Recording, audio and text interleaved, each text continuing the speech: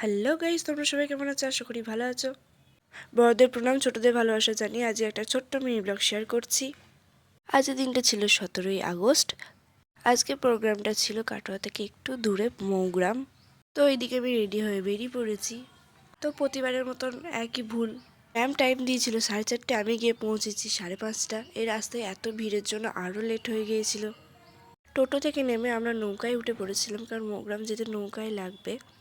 তো এখানে সবাই মিলে মিট করে নিয়েছি। তো ওখান থেকে আবার টোটো করে মৌগ্রাম পৌঁছে গিয়েছি।